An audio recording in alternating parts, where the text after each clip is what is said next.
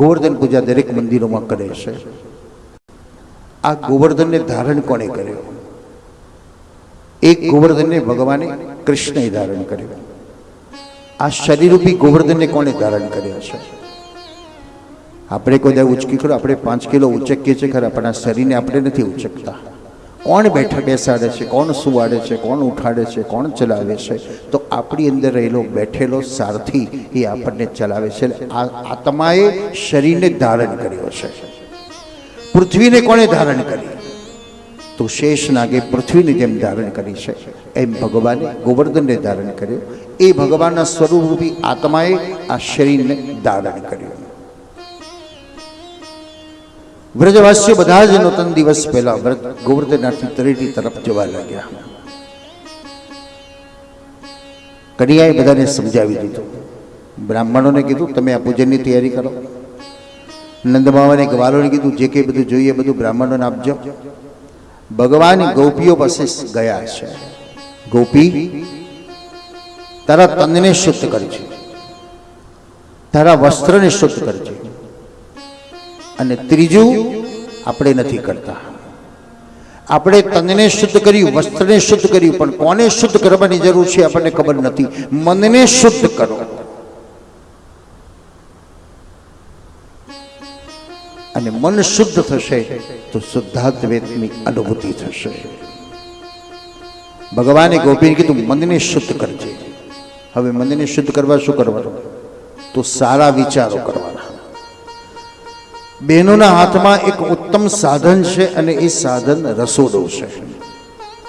રસોડું દવાખાનું પણ છે, રસોડું મંદિર પણ છે, અને રસોડું રોગનું ઘર પણ છે. એ કળા જોઈએ ડૉક્ટરના હાથમાં.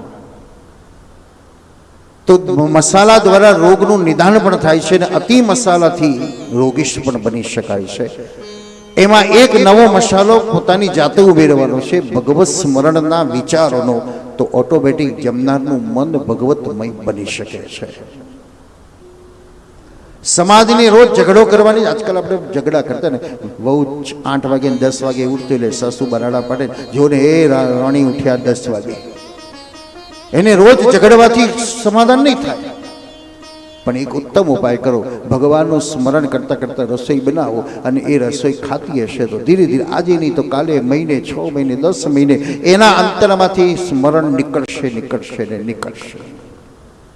મારી અમદાવાદ પાસે બાવડામાં એક કથા હતી. વિરામનો સમય એક દાદાએ કીધું કે મારે ઘેર પધારો. એટલે હું ગયો એને ત્યાં. એના છોકરા છોકરી એની બહુ બધા હતા.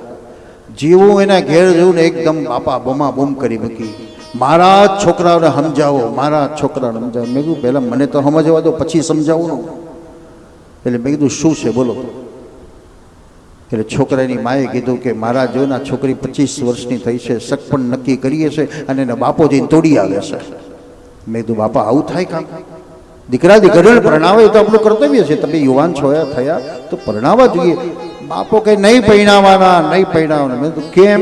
આત્મ સાક્ષાત્કાર ના થાય ત્યાં સુધી નહીં પરણાવવાના. મેં તો પછી કોણ પરણવાનું છે? આ લોઢાના ચણા ચાવ્યા નથી ત્યાં સુધી તો હરખ થાય, પણ ચાવ્યા પછી બધા કડવા લાગ્યા છે.